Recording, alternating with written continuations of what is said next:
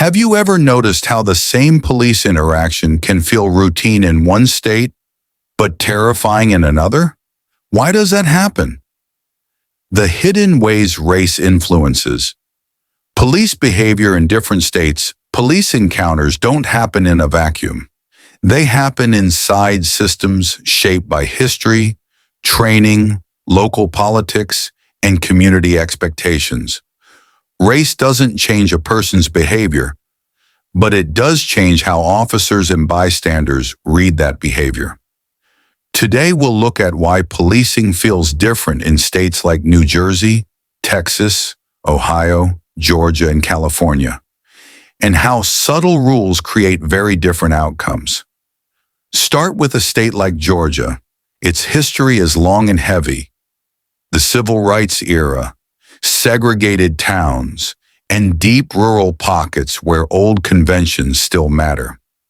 In many parts of Georgia, officers know neighborhoods by reputation. That can make encounters faster and rougher when someone doesn't fit the expected profile. Locals learn that certain behaviors will trigger attention, so communities respond with caution. In Ohio, places like Cleveland or Columbus, you find the imprint of the Great Migration and industrial change. Police departments here are shaped by decades of city policing. Large crowds, protests, and the need to manage high-traffic urban environments. Officers are trained for crowd control and quick assessments. That can mean faster escalation in tense moments, especially if race and neighborhood history suggest risk.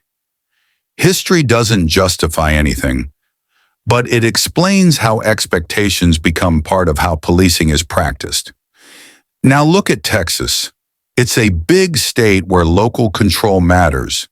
County sheriffs and city police run their departments with different policies. Some areas emphasize assertive, visible policing. Others adopt community programs.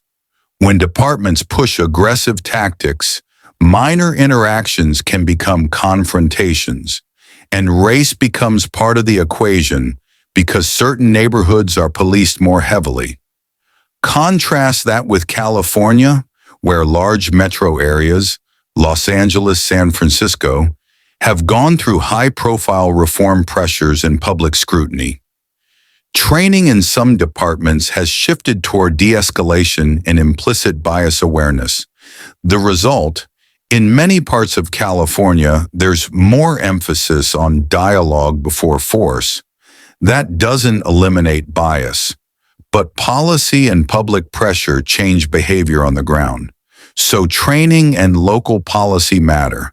They tune how officers interpret ambiguous moments, and that tuning often reflects the racial and political climate of the state. New Jersey gives us a different picture. It's a patchwork of suburbs and cities often close together, where community policing and relationship building are strong. Officers know residents personally. That familiarity reduces tension in many routine stops, but only if the relationships exist across racial lines. In towns where relationships are limited, officers rely on quick heuristics, glance, posture, and the neighborhood address. Those heuristics often carry racial bias, even when everyone intends otherwise.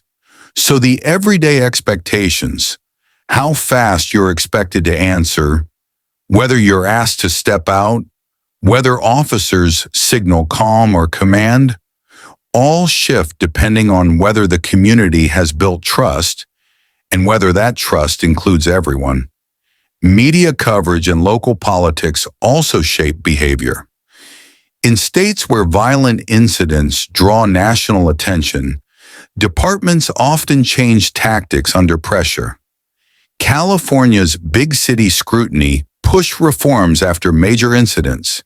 In Texas, local politics and the value placed on a tough-on-crime image make some departments slower to adopt changes. Ohio and Georgia have both seen high-profile cases that shifted public perception and forced departments to react. Citizens learn the rules of their state. In places where stops can escalate, people are taught to be calm, keep hands visible, and avoid sudden movements. In other places, people are more likely to question an officer's presence or ask for badge numbers.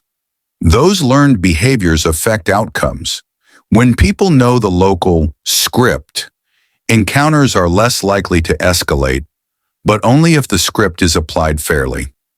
Policing looks different across states because of history, training, politics, and community relationships, and race threads through every one of those factors. The fix isn't simple. It requires policy change, better training,